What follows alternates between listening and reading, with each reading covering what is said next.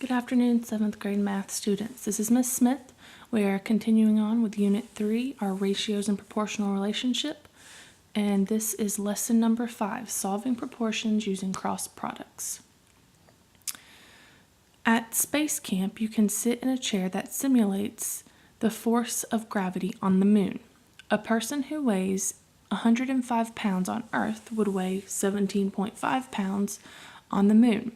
How much would a 60-pound dog weigh on the moon? You'll find the answer in example 2. First, we need to write down the definition of cross products. In the proportion, and it's not there, but it is 2/3 equals 4/6. So this is my proportion. The products 2 and 6. Well, what are products? Products are when we multiply. So when we multiply 2 times 6 and 3 times 4, those are called our cross products. Notice that the cross products are equal. This suggests the following property. So you need to write down this definition for cross products.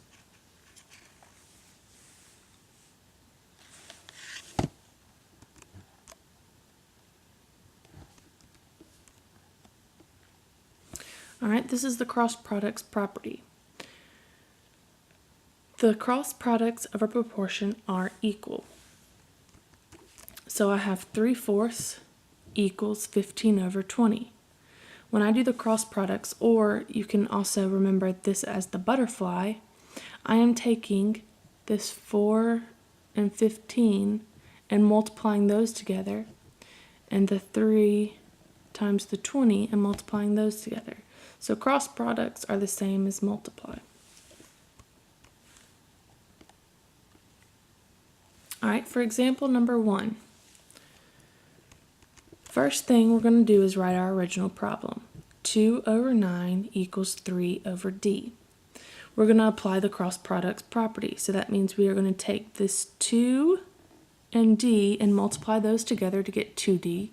And then 9 times 3, multiply those together to get 27. So this part here also is 2d equals 27. Alright, from here I just have a one-step equation. I'm solving for d. So I'm going to divide both sides by 2. So d equals 13.5. To simplify, we just do top dog goes in the house.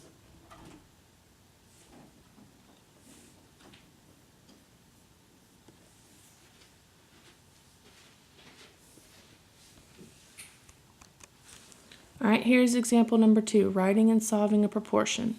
This was mentioned at the very beginning of the lesson. At space camp, you can sit in a chair that simulates the force of gravity on the moon. A person who weighs 105 pounds on Earth would weigh 17.5 pounds on the moon. How much would a 70-pound dog weigh on the moon? So first, we have to set up our proportions. We want to put weight on the Earth over the weight on the moon, and it has to be the same. So first we're going to deal with our person. Our person weighs 105 pounds on Earth over 17.5 pounds on the moon.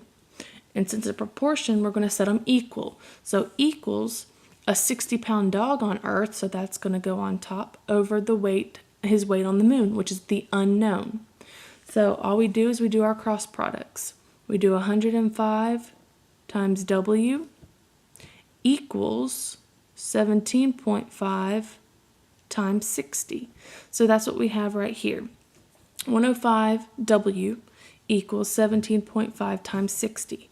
Now, instead of setting it up this way, I'm going to come set it up as 105W equals, and we're actually going to figure out what 17.5 times 60 is. So I'm going to do my scratch work up here in the corner.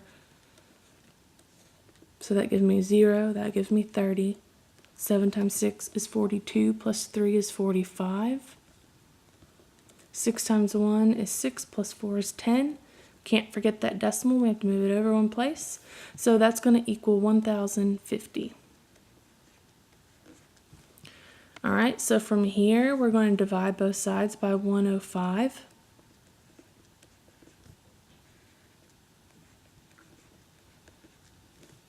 So W is going to equal 10. And all I've done is I started at this step here and actually multiplied the numbers out and then divided instead of setting it up without actually doing the multiplication. So a dog on the moon would weigh 10 pounds.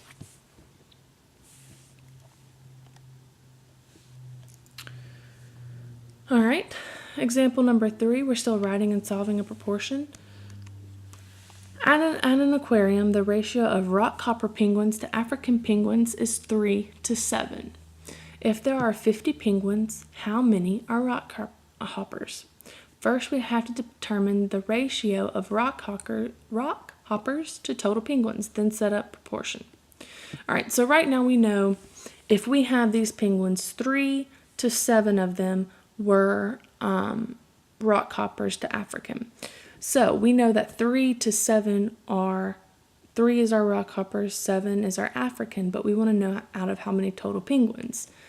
So we set up our ratio by saying we got 3 rock hoppers to 10 total penguins. All right, so once we know that, we can then do 3 to 10 is our first ratio. And we're going to set that equal to, we're looking for if there are 50 penguins, how many are rock hoppers? Well, remember, our numerator is our rock hoppers and our denominator is total penguins. So when we set up our proportion, we have to set it up the same way on the other side. So our total number of penguins in this case is 50, and rock hoppers is what we don't know. Okay, so the first part of this is solving up the proportion correctly. Then I'm going to cross multiply. So that gives me 10 times R is 10R. 3 times 50 equals 150. And then you just solve for R. Divide both sides by 10. So our R equals 15 rock hoppers. So out of a total of 50 penguins, 15 of them would be rock hoppers.